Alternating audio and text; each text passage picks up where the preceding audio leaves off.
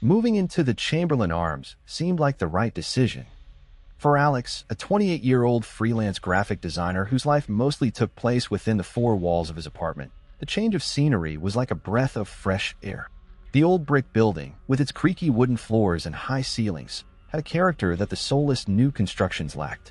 It stood on a quiet, tree-lined street, far enough from the city noise to allow for concentration, but close enough not to feel completely isolated.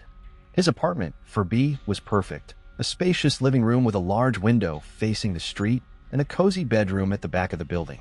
For the first week, Alex was absorbed in unpacking boxes, arranging furniture, and setting up his small workspace. Being too busy, he paid no attention to his neighbors, encountering them only with fleeting nods in the hallway. Alex first saw him on Monday of his second week. The morning was gray and damp, the sky covered with a thick blanket of clouds.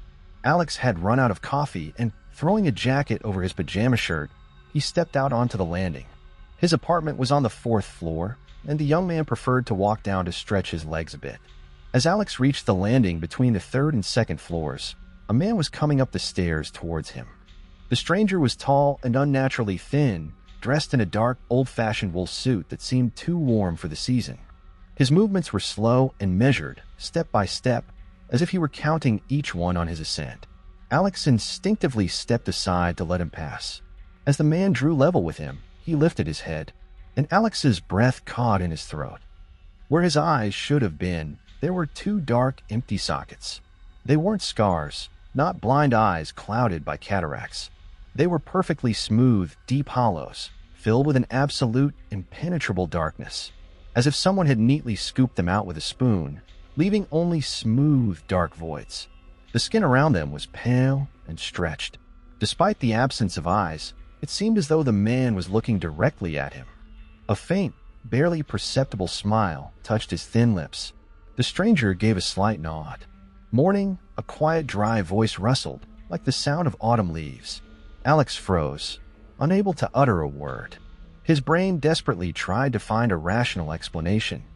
Prosthetics? Very realistic makeup? But the emptiness in those sockets looked too deep, too real. The man, not waiting for a reply, continued on his way up, his heavy boots clumping rhythmically on the worn steps. Alex stood still for a few more seconds, listening to the receding footsteps until they faded away somewhere on the upper floors. Cold sweat broke out on his forehead. He ran down the remaining flights of stairs, burst out onto the street, and greedily gulped the damp morning air. It's probably some kind of trick, he convinced himself on his way to the coffee shop.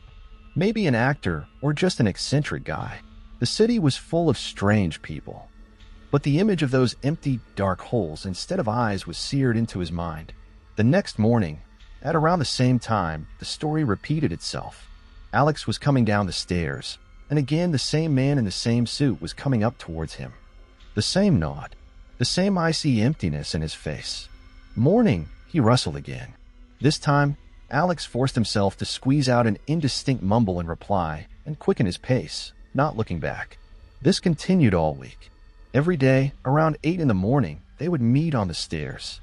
Alex began to dread these morning excursions. He tried leaving earlier at 7:30. The man was already there, ascending from the second floor. He tried leaving later at 9. The stranger was descending from the 5th floor, as if he had just returned. It seemed he was always somewhere nearby on that staircase, waiting for their inevitable encounter. Alex became obsessed. Who was he? Which apartment did he live in? The young man had never seen him enter or leave any door. The mysterious neighbor was simply on the stairs, always in motion, always in his timeless dark suit. By the end of the second week, Alex's nerves were frayed. This couldn't be a coincidence. The feeling of irrational fear was growing into paranoia. He had to find out if he was going crazy. On Saturday afternoon, Alex saw Mrs. Davis from apartment 3A watering flowers on her windowsill. She was a sweet, elderly woman who had lived in the Chamberlain Arms for some 30 years and seemed to know everyone and everything. She smiled at him as he passed her open door. This was his chance. Gathering his courage, Alex approached her. "Excuse me, Mrs. Davis," he began, trying to keep his voice from trembling. "I'm your new neighbor from upstairs, Alex." "Oh, yes, dear, I know." "Welcome." Her smile was warm and encouraging. I have a bit of a strange question. Do you happen to know a tall, thin gentleman? He always wears a dark suit. We often run into each other on the stairs in the morning. Mrs. Davis furrowed her brow, thinking, tall in a suit? No, I don't seem to recall. What floor does he live on? Alex hesitated. That's the thing, I don't know. I only ever see him on the stairs. He has a very distinctive appearance. He couldn't bring himself to mention the eyes. It would sound insane. Distinctive, she asked. Well, we have Mr. Henderson on the 5th floor. He's tall, but he hardly ever leaves his apartment. And there's the young man in 2C, but he's usually in jeans. No, it's not them. Alex felt disappointment rising in his throat. This man, he has no eyes. Mrs. Davis's expression changed instantly. The warm smile vanished, replaced by anxiety and confusion. She looked at Alex intently, as if trying to assess his state of mind. What do you mean, no eyes? Literally. He just has empty sockets. The woman took a step back into her apartment, her hand resting on the doorknob. Young man, I've lived here for 32 years, she said slowly, enunciating each word. There has never been a tenant in this building matching your description. No one without eyes lives here. Are you sure you didn't imagine it? Perhaps you're tired from the move. Her voice was full of poorly concealed pity mixed with fear. In her eyes, he wasn't a frightened neighbor, but a crazy person. Yes, Alex whispered, feeling the ground slip from under his feet. You're probably right. I'm tired. Sorry to bother you. He turned and, without looking at her, went up to his apartment. Closing the door behind him, the young man leaned against it and slowly slid to the floor. A chill went to his bones. So no one else saw this man but him. And that thought made it even more terrifying. Alex spent Sunday in self-imposed confinement, not leaving the apartment, ordering food for delivery, and ignoring the persistent urge for freshly brewed coffee from his favorite cafe. Every thought of opening his front door and stepping onto the landing brought on a wave of nausea. Alex tried to work, immersing himself in another project, but the image of the empty eye sockets constantly appeared in his peripheral vision. The silence in the apartment became oppressive. Every creak of the old building, every rustle behind the wall made him flinch. He began to feel that there was a faint, barely perceptible smell of dust in the air and something else, something old, like an abandoned crypt. By Monday, he was at his wit's end. Caffeine was essential for his survival, and his food supplies had run out. But the thought of meeting on the stairs was unbearable. And then he remembered the elevator. Old, with a lattice door and a dim bulb under the ceiling, it looked as if it hadn't been used since the building was constructed. Alex had avoided it, preferring the physical exercise, but today the claustrophobic cabin seemed like the safest place in the world. Waiting until 11 in the morning, hoping that his ghostly neighbor's rush hour had passed, he cautiously opened the door and peeked into the hallway. Empty. Quiet. He tiptoed to the elevator and pressed the call button. A disgruntled hum came from below, and the car began its slow, shuddering ascent. The doors clanged open. Alex stepped inside, pulled the lattice gate shut, and pressed the button for the first floor. The elevator lurched and began to crawl downwards. Through the grill, walls with peeling paint drifted by. 4th floor, 3rd. On the 2nd floor, the elevator stopped abruptly. Alex froze. Someone had called it. Through the grill, he saw a blurred silhouette. The doors slowly slid apart. Standing on the landing was him. In his timeless dark suit, tall, thin, with a pale face and 2 black holes for eyes. He stood perfectly still, as if he had been waiting for this very elevator. For Alex, specifically. Alex's heart skipped a beat, then began to pound furiously. There was nowhere to run. He was trapped. The man stepped silently into the car. The faint smile that sent shivers down Alex's spine reappeared on his lips. The stranger didn't press any buttons. The doors closed, and the elevator continued its agonizingly slow descent. In the small, dimly lit space, the smell of dust and decay became unbearably strong. Alex pressed himself into the far corner, trying not to breathe.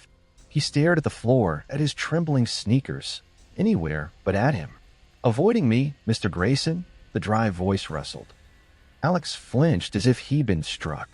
He raised his head. The empty sockets were turned directly towards him. The ghost knew his name. Who are you? Alex forced out, his own voice sounding foreign and pathetic. The man's smile widened, revealing a set of unnaturally even yellowish teeth. "I'm just a neighbor." "We are neighbors, aren't we? I've lived here a very, very long time. Much longer than Mrs. Davis. She simply doesn't remember me." People are so forgetful. The elevator stopped on the first floor. The doors clanged open, letting in the saving light from the lobby. "Have a pleasant day," the man said, and without hurrying stepped out of the elevator, heading for the building's exit. Alex remained in the car, breathing heavily, trying to quell the trembling in his body. He knew his name. He had spoken to him. This wasn't a hallucination. It was real. And that made it 1,000 times more terrifying. Forgetting about coffee and groceries, Alex pressed the button for his floor and returned to his apartment, turning the key in the lock twice and sliding the bolt. Paranoia gave way to icy terror. He could no longer ignore it or blame it on fatigue. He needed answers. Sitting down at his laptop, Alex began to search. History of the Chamberlain Arms building, accidents at Chamberlain Arms, ghosts of Chamberlain Arms. The first few hours yielded nothing but general information about the construction date and architectural features. But Alex was persistent, sifting through local newspaper archives, digitized records, and old blogs dedicated to urban legends. And then, late at night, when his eyes were already closing, he stumbled upon it. A short article in the Evening Chronicle from October 17, 1954. The headline read, "A Lonely Death at the Chamberlain Arms." The article spoke of a resident named Jonathan Grindle, a retired undertaker, whose body was found in his apartment after neighbors complained of a strange smell. According to the coroner, he had been dead for over a week. The cause of death was a heart attack. There was no family or friends to report him missing. In the final paragraph, the reporter noted with a touch of pathos the tragedy of a man who had spent his life preparing others for their final journey, only to depart in complete solitude, unnoticed by anyone. Alex reread the article several times, a cold shiver running down his spine. But the last line made his heart stop. Mr. Grindle resided in apartment 4B. The laptop screen cast a cold, bluish light on Alex's petrified face. Apartment 4B. His apartment. He was no longer just a random witness to something strange in the building. He was at the epicenter. He slept, ate, and worked in the very place where this man had died. Jonathan Grindle. The Undertaker. The name now had a face, albeit one without eyes. Alex didn't sleep that night, barricading the front door with a chair and leaving all the lights on in the apartment. Every creak, every rustle of the old building now sounded like an omen. He thought he could hear a quiet, shuffling movement behind the bedroom wall. He felt that the smell of dust and decay he had noticed in the elevator was now seeping through the cracks in the floor. The apartment that had once seemed a sanctuary had turned into a tomb. The days blurred into one continuous nightmare. Alex stopped going outside. Food was ordered online and left by couriers at his door, which he would only open after checking through the peephole that the hallway was empty. Work was abandoned. Clients sent angry emails, but the young man couldn't bring himself to focus on bright logos and corporate fonts when his world had shrunk to gray, oppressive walls, and a constant, sticky fear. Grindle's presence became increasingly tangible. It was no longer confined to the staircase or the elevator. Now it was here with him in the apartment. Alex started noticing small things. A book he had left on the table would be on the floor. A kitchen cabinet door he was sure he had closed would be ajar. One morning, he woke up from the cold to find the living room window wide open, the thin curtains fluttering in the icy draft. Alex began to feel constantly watched. The sensation of an unseen gaze followed him everywhere. Grindle's empty socket seemed to stare at him from every dark corner, from the reflection in the turned-off television screen. The young man covered the bathroom mirror with a towel, unable to bear even his own reflection. The scariest part was what was happening with sounds. Sometimes, in complete silence, he would hear a distant, barely discernible cry. A quiet, elderly whimper, full of hopeless despair. And at night, as he lay awake, the sound of slow, rhythmic scratching came from the bedroom, as if someone were dragging a fingernail across the wooden wall. The sound was driving him mad. It came from the wall where the built-in closet was. The same smell, a mixture of dust, old age, and something sweet and chemical reminiscent of formaldehyde, was particularly strong there. On the 5th day of his self-imposed confinement, Alex realized he couldn't go on like this. Either he would go insane in this apartment, or he would try to find something out. Fear battled with desperation, and desperation was starting to win. He needed to understand what Grindel wanted. Why him? Armed with a flashlight, his heart pounding, Alex approached the closet. He threw the door open. It was empty inside, with remnants of old, faded floral wallpaper on the walls. The air was stale and cold. The scratching sound stopped as soon as he opened the door. He ran the flashlight beam over the walls, and he noticed it. In the far corner, near the floor, a small piece of wallpaper had peeled away, revealing the bare plaster beneath. Alex crawled closer on his knees. Something was scratched there. Uneven, deep grooves made by something sharp. It wasn't text. It was a symbol. A simple, chillingly familiar one. A wide-open human eye. Alex's fingers trembled as he touched the rough surface of the drawing. The plaster beneath it was cold as ice. The moment his fingertips traced the outline of the scratched pupil, he heard a soft, distinct click behind him. The bedroom door, which he had left ajar, slowly and silently closed, plunging him into near-total darkness, broken only by the thin beam of his flashlight. He spun around, frantically sweeping the light across the room. Empty. The bed, the dresser, the chair. Nothing. But the air had suddenly become heavy and icy. And he felt it. He was not alone. Someone was standing in the dark corner of the room, beyond the spot of light.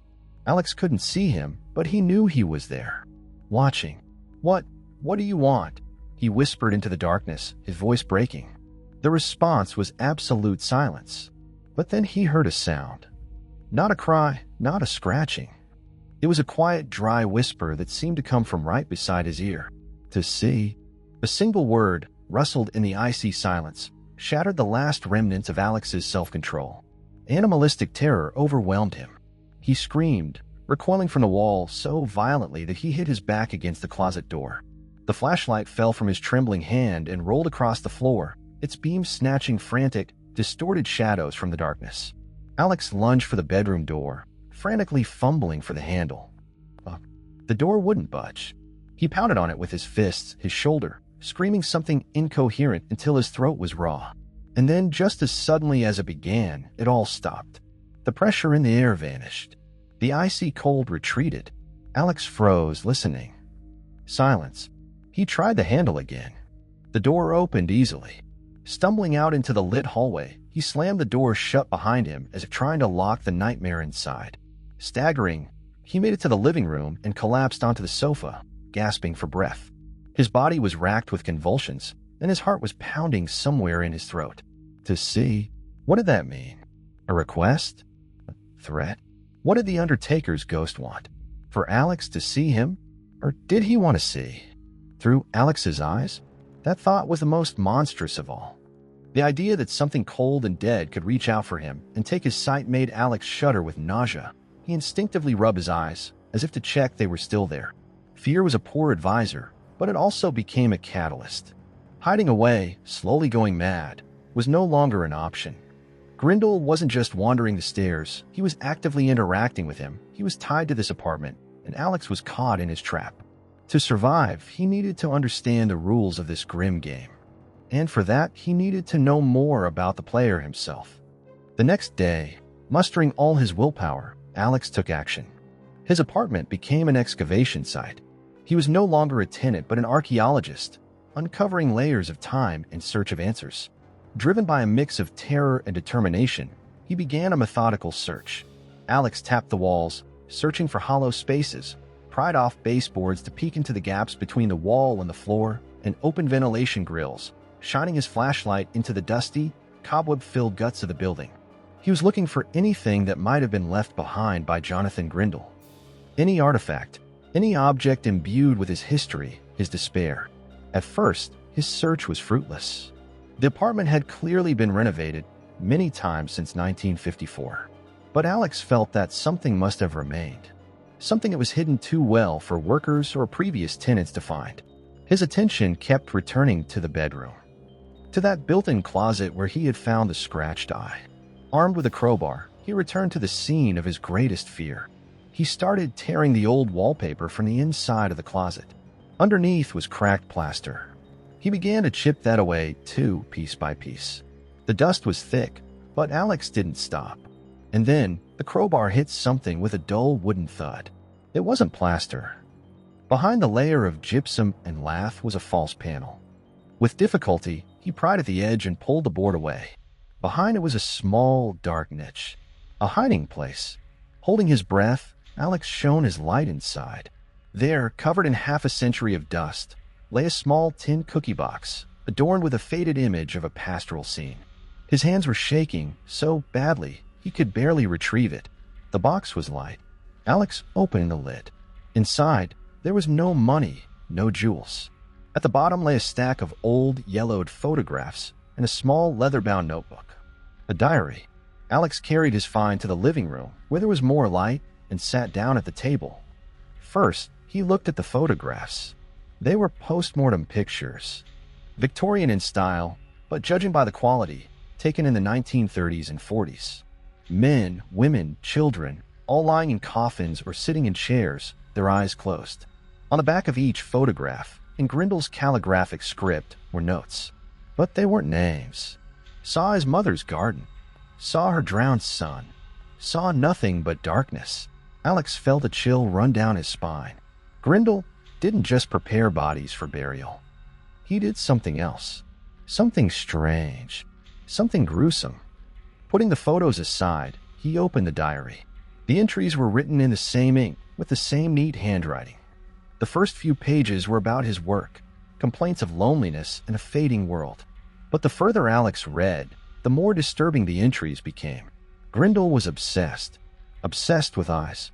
March 12, 1952. Buried Mrs. Hamilton today. Before closing her eyelids, I looked into her eyes for a long time.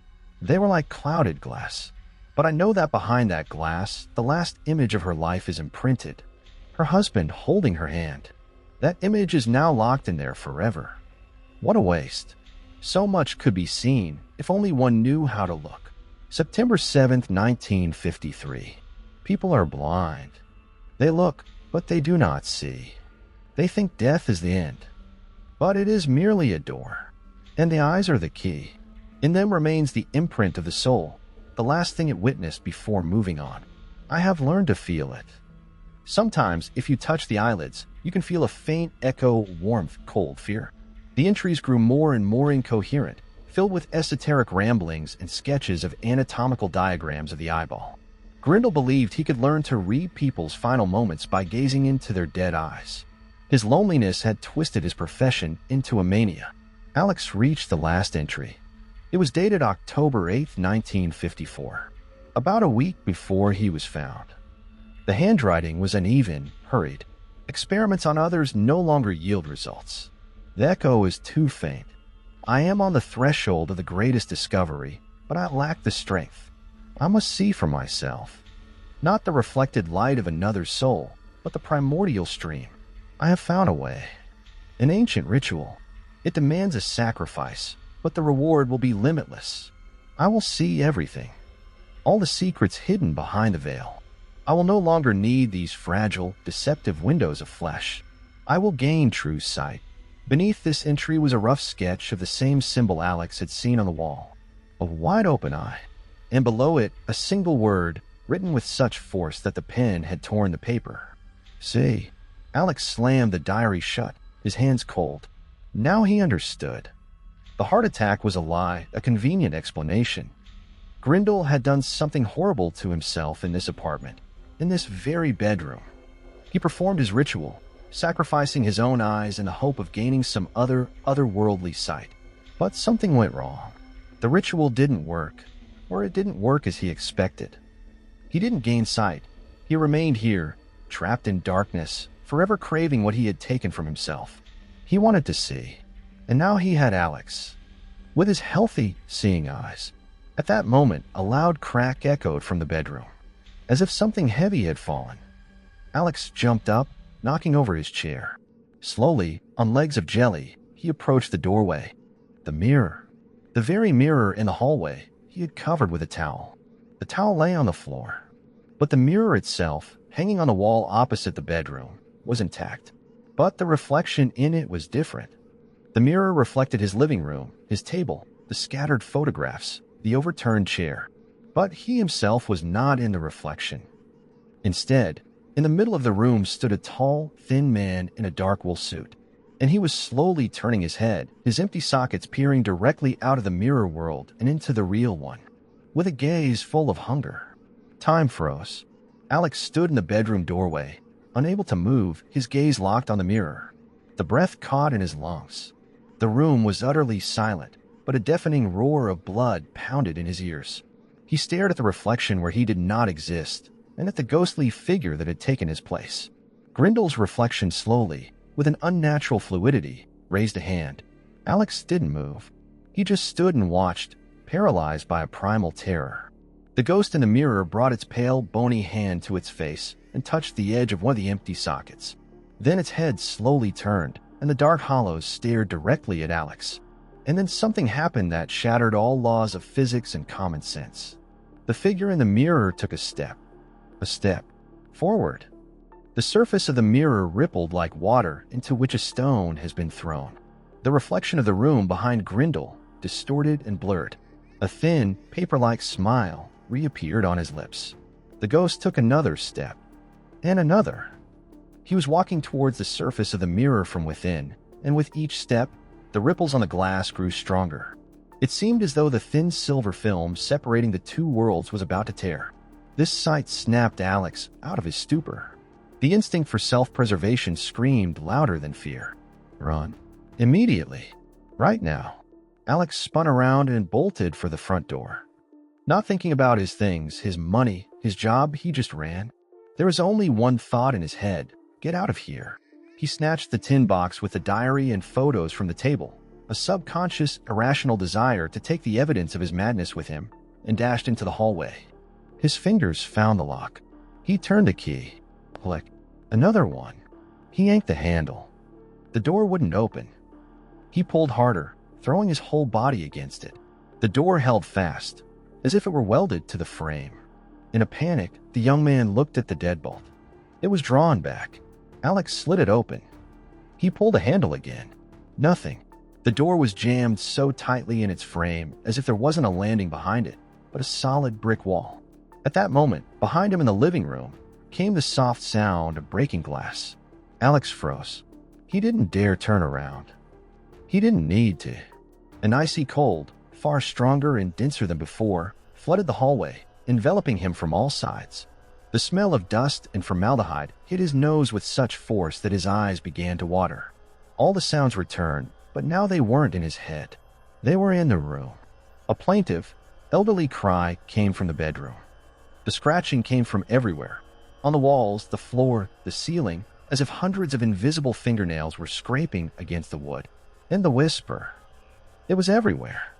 1,000 silent voices merging into one chilling sound, repeating the same word over and over. See. The light bulb in the hallway flickered violently and then went out with a loud pop. The apartment was plunged into semi-darkness, lit only by the dim glow of streetlights from the living room window. Slowly, as if in a dream, Alex turned around. He was standing there, in the middle of the living room. Not in the mirror. In reality, Jonathan Grindel was even taller and thinner than he had appeared on the stairs. His old-fashioned suit hung on him as if on a skeleton. He stood perfectly still, but his very figure seemed to vibrate, distorting the air around him. The empty sockets were like two black holes, sucking in all light and all hope. The ghost didn't move. He just stood and watched. And Alex felt that gaze with every cell of his body. The gaze was heavy, physically palpable, as if a multi-ton slab was pressing down on him. It penetrated his skin, his bones, his soul. It was searching. It was assessing. It was desiring. Go away, Alex rasped, backing away until his back hit the unyielding door. Leave me alone. The ghostly figure tilted its head slightly, as if listening. The dry, dead smile reappeared on its face. You don't understand, his voice rustled, now louder, filling the entire room. I've waited so long in the dark. I just want to see again. To see the blue sky, the green grass, face in the mirror. I gave my eyes to witness the secrets, but I see nothing. Only darkness and echoes. And you see it all every day. And you don't even appreciate it. Grindel took the first step towards him. His movements were gliding, silent. He wasn't walking, he was floating above the floor. "I don't need much," he continued, drawing closer. "I only need the windows. Your windows. I will watch and you will sleep. You won't even notice." Alex screamed and turned away, covering his eyes with his hands, unable to look. But even through his eyelids, he could feel the approach of the icy cold and the hungry, yearning gaze exploring his face. Survival instinct forced him to act. The window. There was a large window in the living room leading to the fire escape. It was his only chance. Without opening his eyes, he pushed off from the door and lunged to the side. He tripped over a chair, fell, painfully hitting his knee, but immediately scrambled back up. He ran by feel, navigating from memory. Here's the sofa, here's the table, here's the window. He yanked the heavy frame. It gave way with a creak. Fresh, cold night air hit his face. Alex clambered over the windowsill and onto the rickety metal structure of the fire escape. Instead of climbing down, he jumped. It was a second-story height, as the ground floor was a basement level. He landed on the lawn, twisting his ankle. A sharp pain shot through his leg, but he paid it no mind. Scrambling to his feet, Alex ran. Without looking back, the young man fled down the empty night street, limping, gasping for breath, clutching the old tin box in his hand. He ran away from the Chamberlain Arms, away from apartment 4B, away from the man with no eyes. Alex ran until he was exhausted and collapsed onto a bench on a brightly lit avenue. Cars sped by, and a group of young people laughed nearby. Life. Normal, ordinary life. Gasping, the young man greedily gulped the air, trying to stop shaking. He had survived. Escape. It took about 20 minutes for his heartbeat to return to normal. Saved. Safe. The ghost was left behind, in its apartment prison. Lifting his head, he looked at his reflection in the dark glass of the bus stop opposite him. His face was pale, scratched, with sweat on his forehead. But it was his face. His eyes. He could see. Alex closed his eyes, feeling an immense sense of relief. For the first time in weeks, he felt something akin to peace. And in that darkness, behind his own eyelids, he heard a quiet, satisfied whisper. What lovely windows! The blow wasn't physical, but mental, and no less devastating for it. The whisper echoed not in his ears, but directly in the center of his consciousness. Alex's eyes snapped open as he leaped from the bench. The street was the same, the cars still sped by, but the feeling of safety had vanished like morning mist. He hadn't escaped, he had only taken the prison with him. His first reaction was denial. It's shock, he told himself, walking aimlessly down the sidewalk. It's just the echo of fear in my head. Psychosomatic. Alex repeated this like a mantra, but the icy knot in his stomach told him otherwise. He could feel it. An alien, cold presence lurking somewhere in the back of his mind. It was quiet, observant. A passenger. The young man got a room at the cheapest motel on the edge of town, paying in cash. He needed a place with walls, with a lock, however illusory. The room was squalid. It smelled of dampness and cigarette smoke, and a cobweb hung from the ceiling.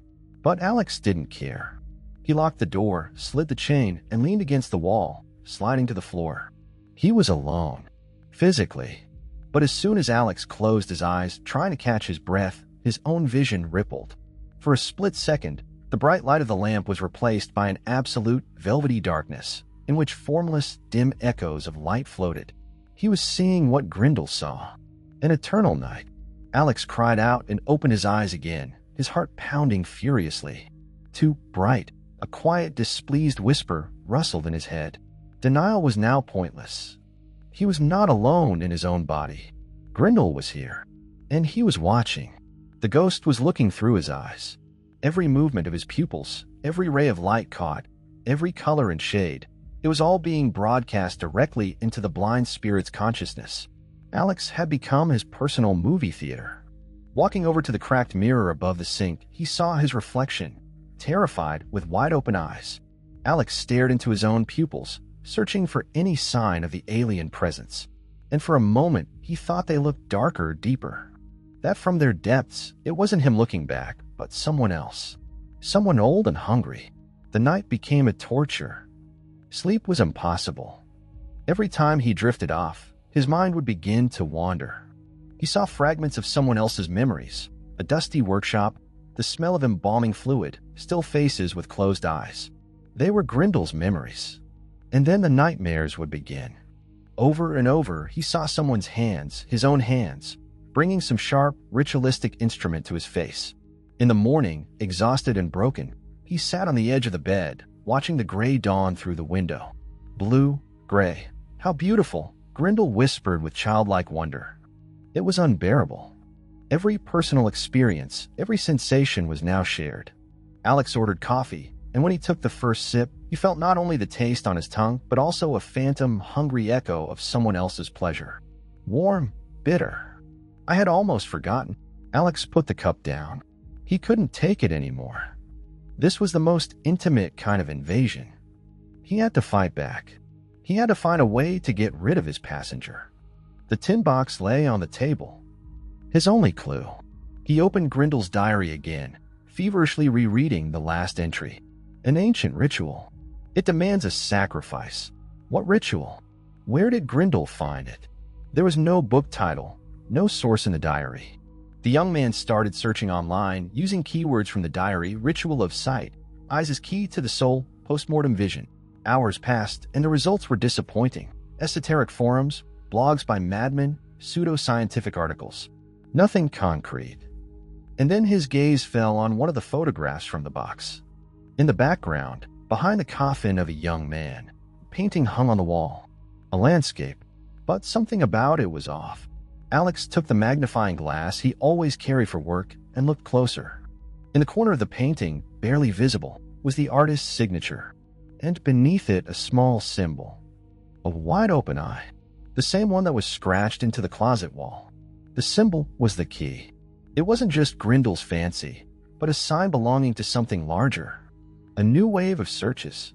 A symbol in occultism, secret societies of the eye. And then, on one of the deepest, most encrypted forums dedicated to rare books, he found it. An image of the same symbol. It was attached to a post by a user named Librarian.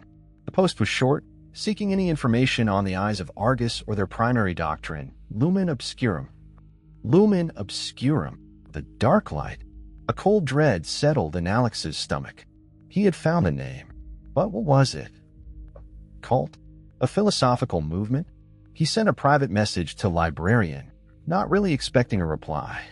In it, he described his situation as vaguely as he could, mentioning the symbol and the name. As he waited, Grindel's presence grew bolder.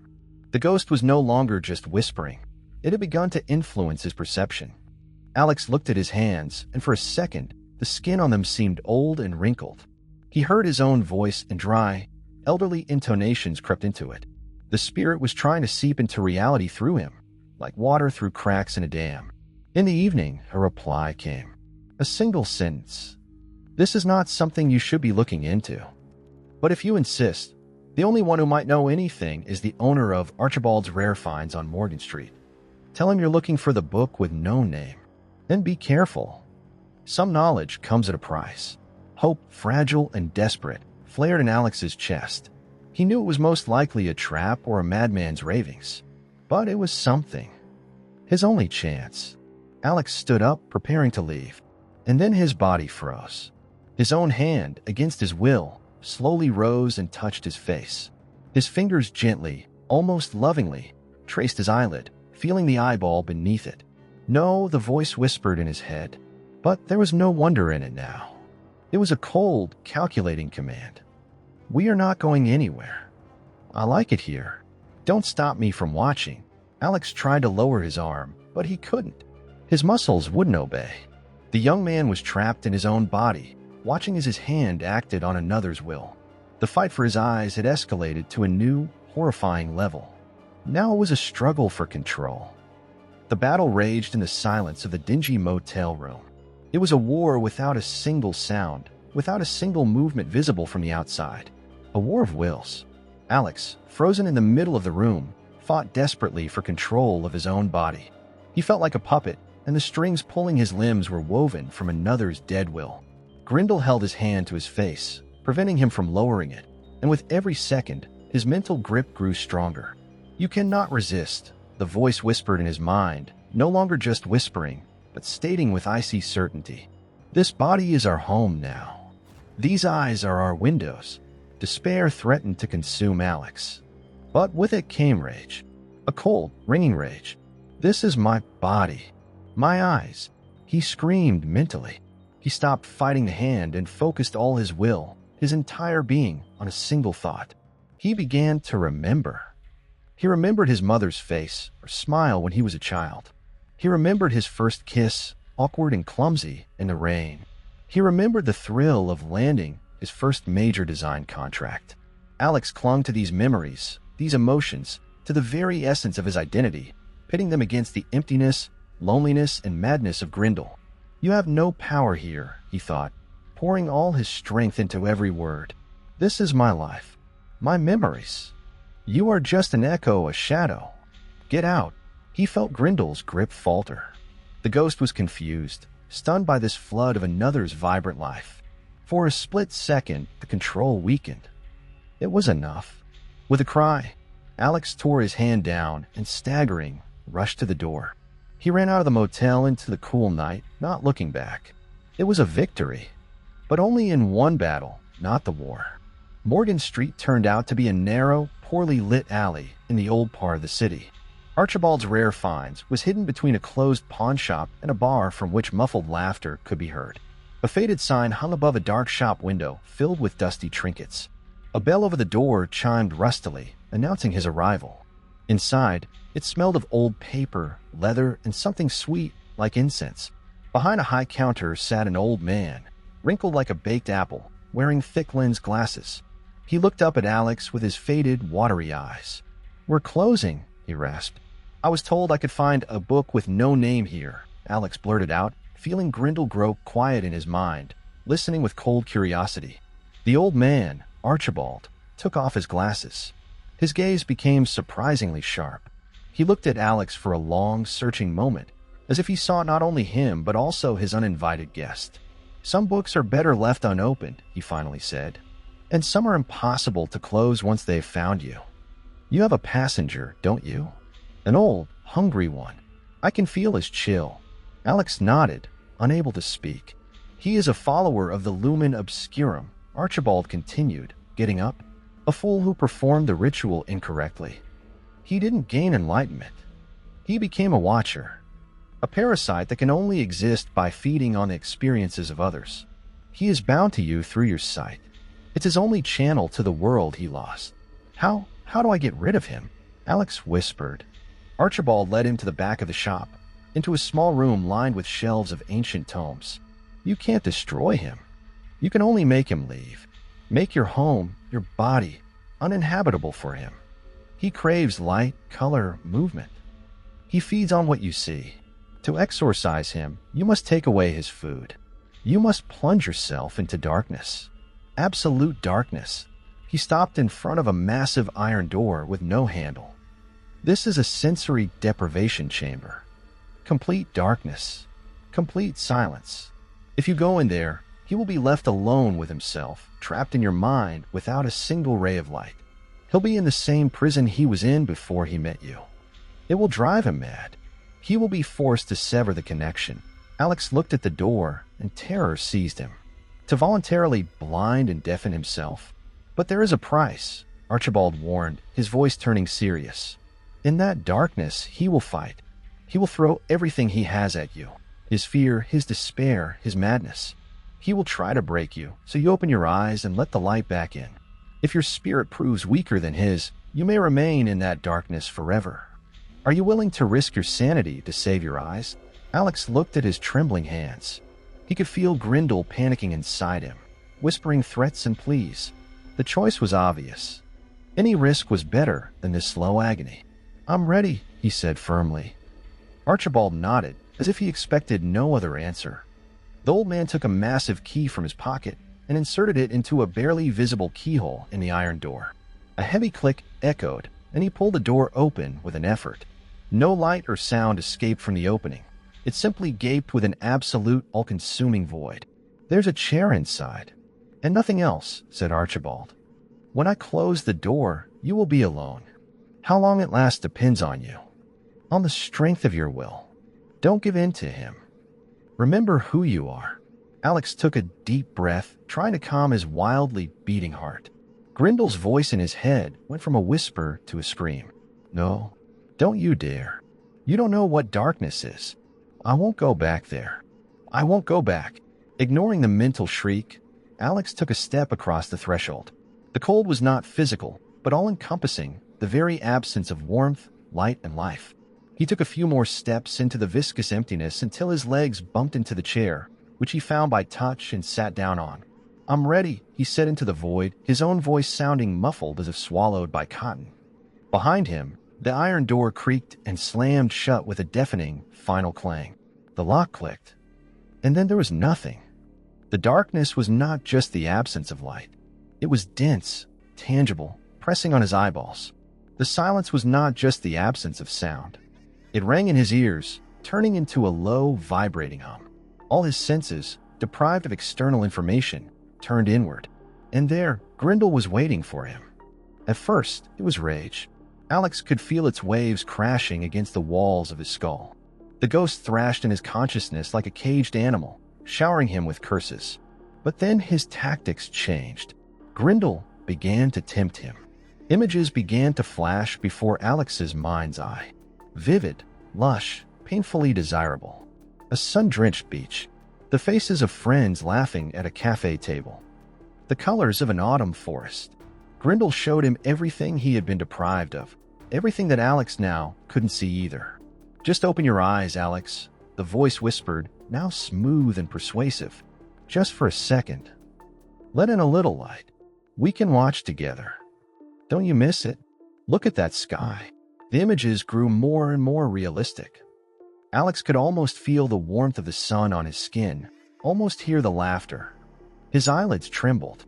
The urge to give in was almost unbearable. But he held on. He clung to Archibald's words. Remember who you are. He began to build the wall of his memories again. But this time he went deeper. He remembered not only the good things. He remembered the pain of his first broken bicycle, the bitterness of his first unrequited love, the disappointment of a failed project. Alex embraced it all, both the light and the darkness of his life, because it was all his. Seeing that temptation wasn't working, Grindel resorted to his last weapon, fear. The darkness before Alex's eyes began to thicken and take shape. He saw what Grindel had seen at the moment of his ritual. He felt the sharp pain in his own eyes, saw the world shatter into bloody fragments, and then fade to black forever. He felt the terror and loneliness of the old man who realized his great enlightenment had turned into eternal gloom. Then the images changed. Now Grindel showed him his own fears. He saw his body aging and decaying in this chamber, saw the world forgetting about him. He saw himself standing on the stairs of the Chamberlain Arms, but now he was the one with empty eye sockets. This is your future if you don't surrender, Grindel hissed. You will become me. We will merge. The darkness will consume you one way or another. So open your eyes and accept your fate. Alex trembled, sitting on the chair in the impenetrable blackness. The horror was almost tangible. The young man could feel his will cracking at the seams. He was on the verge. And it was in that moment, at the very bottom of despair, that understanding came. Alex understood not only Grindel's fear, but also his tragedy. All his life, this man had sought a way to see something more, and in the end, he lost even the little he had. He wasn't driven by malice, but by a bottomless, desperate loneliness. And Alex felt pity for him. This pity became his weapon. It was stronger than rage and fear. He stopped fighting. He simply opened his consciousness and allowed Grindel's pain to pass through him. I see your darkness, Jonathan, he thought, addressing the ghost not as an enemy, but as a person. I see your loneliness. But this is your prison, not mine. My world is waiting for me outside, and I will return to it. And you must find peace. He wasn't driving him away. He was letting him go. At that moment, Alex felt something tear. A sharp, acute pain shot through his mind, as if a shard that had grown into his flesh was being ripped out. A long, fading scream echoed, filled not with malice, but with an endless, universal sorrow. And then silence. Real silence.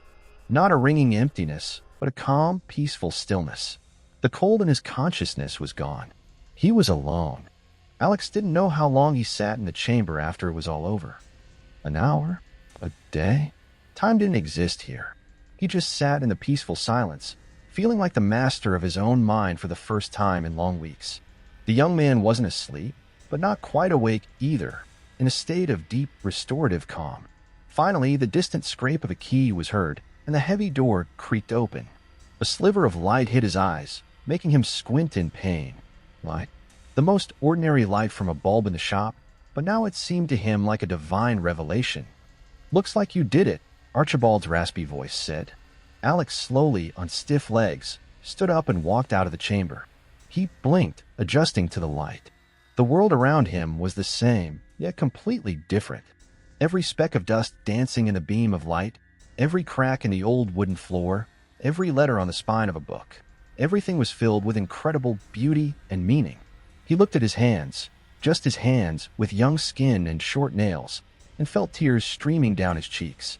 "Is he gone?" he asked, though he already knew the answer. "The cold is gone," Archibald confirmed, studying him intently. "But a shadow of him will remain with you forever. That is the price for such knowledge." Alex nodded. He was willing to pay that price. Ready to pay, he took out his wallet, but the old man stopped him with a gesture.